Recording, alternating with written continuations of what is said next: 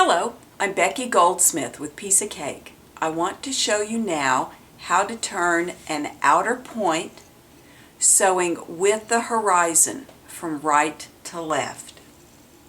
Now this is a leaf that I've already begun sewing. I started sewing down here and now I'm near the outer point. In fact,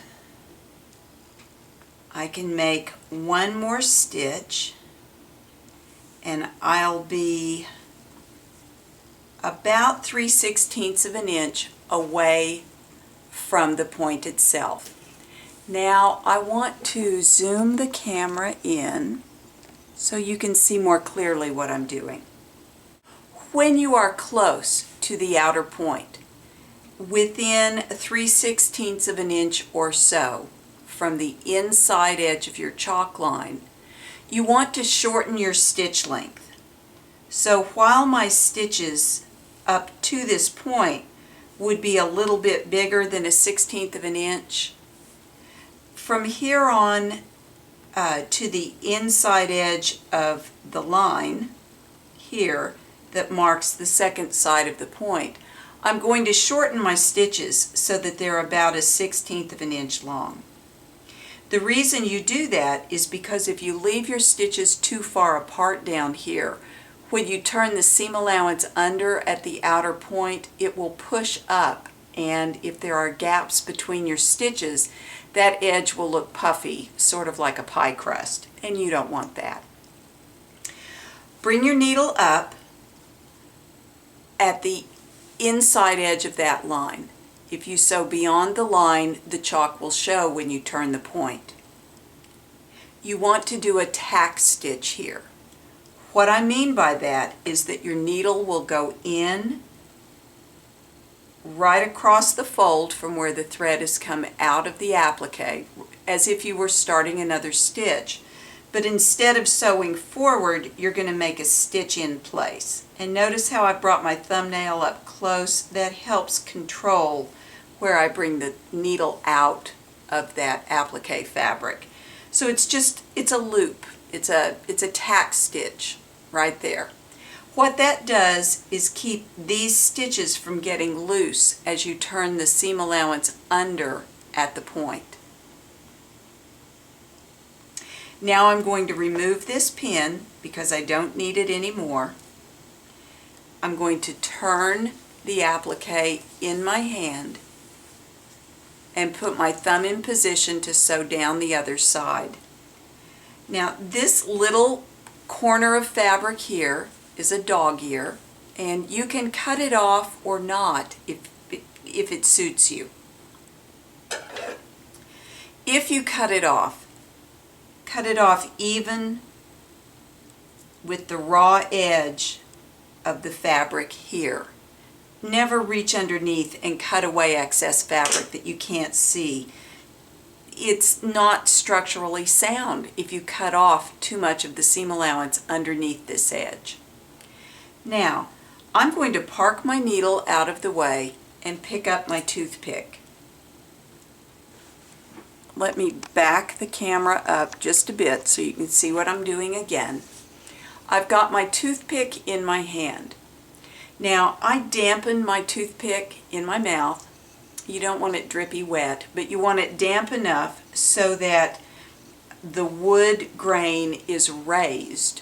And when you do that, it will grab the fabric a little better.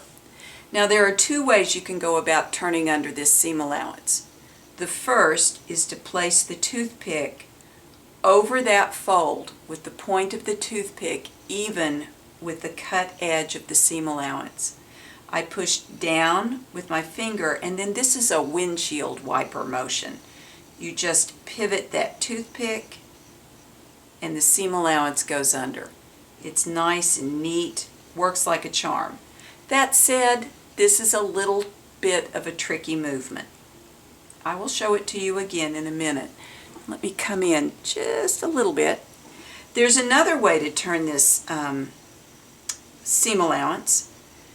This way is what I call the poking it in method.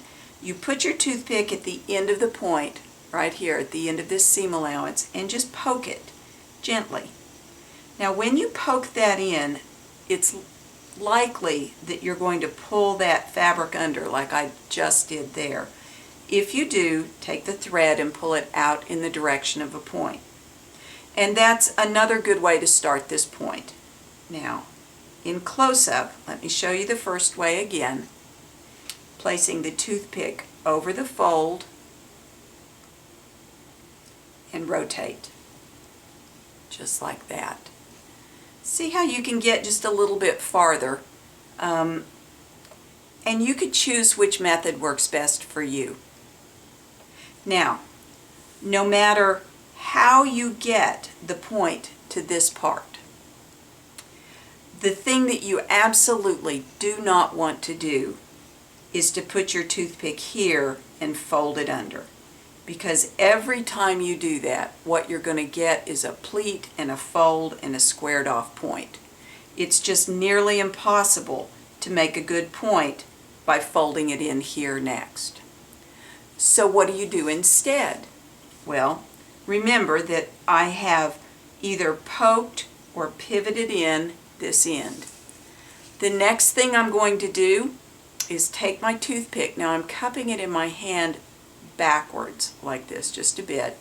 I'm going to put the toothpick in at the point and I'm going to sweep back away from the point. Now what I'm doing when I do that is anything that might have gotten folded under where you don't want it, jammed up here at the point, I'm smoothing that bulkiness away from the point. And then I might take the thread and pull it out in the direction of the point. The next thing I'm going to do is take my toothpick, and again you can think of this like a windshield wiper motion. What I'm going to do is pivot that fabric underneath there. Think about what you want to happen here. You want the fabric to roll underneath like that. You don't want it to fold underneath and be a big wad at the point. So here we go. I'm placing my toothpick not on top of this fold but next to it. My toothpick is damp so it will grab the fabric better.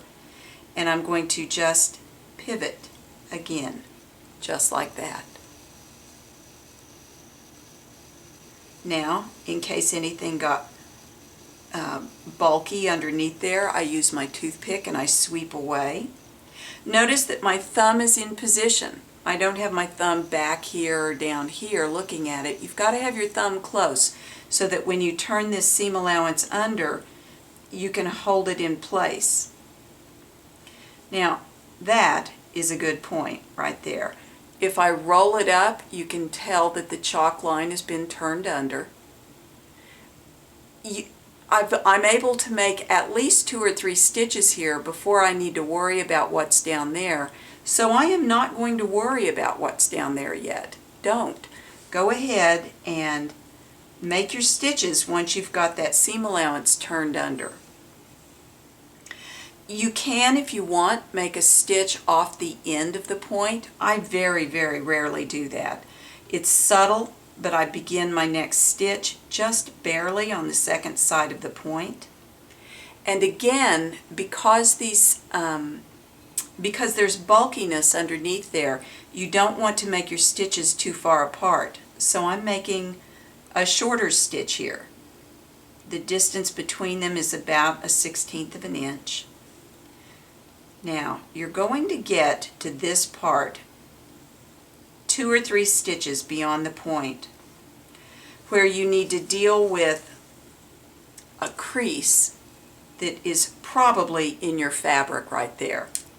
Now, most of you at this point are probably used to coming over here and just folding this under. And I'm going to use the toothpick because I can use it better here and show you what I mean. If you would come over here and do that, you're likely to get a little bit of a point there. And that's caused because the fabric is a little bit creased, and when you fold it over on itself, you get a bit of a pleat. There are 2 ways you can deal with this, because as I'm sewing this, I know I'm going to have that problem. I can see it coming.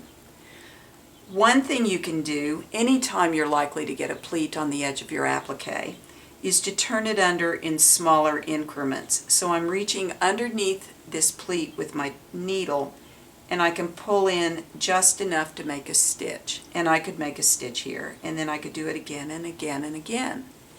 But I've watched too many people applique, and I know that not everyone has that much patience. So let's say that you do go ahead and do this, and that you end up with that little bit of a point there. And you might think to yourself, well, no one's ever going to notice that, so I'm just going to sew it down and leave it there and ignore it. Well, let me tell you, I'm sorry to say that everyone is going to notice that. So it's better just to fix it, and fixing it is easy. To fix that pleat, you reach inside there with your toothpick and smooth it open to the right. I'm using my damp toothpick. I'm going to get in front of it and smooth it open to the left. If I need to, I'll get back behind it and smooth it again open to the right, working that pleat out until the outer edge is smooth and the seam allowance on the underside is also smooth.